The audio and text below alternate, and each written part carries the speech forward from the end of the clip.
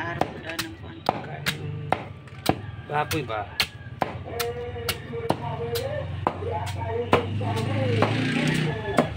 Hello everyone, ito po yung pandagdag namin sa pagkain ng baboy guys. Itong gabi no.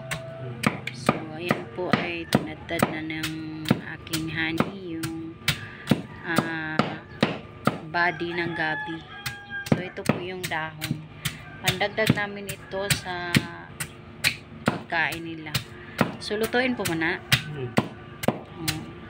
So punuhin pa to, pabukalan, tapos yan, i-mix to, tapos yung mga kangkong at yung bani mix.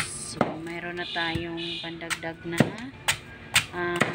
pagkain nila at hindi na tayo ma-pressure sa kakabili-bili ng feeds, pero i-mix din natin or mixan din natin ng feeds.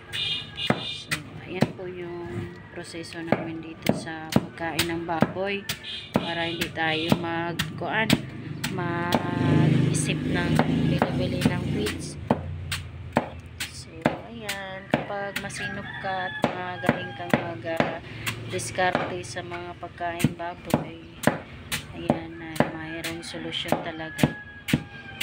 So ayan yung gabi at ito yung dahon ng gabi. Ilaga pa na ni. Ha? Ilalaga pa to guys. Ilalaga pa yan. Ayan. Thank you for watching.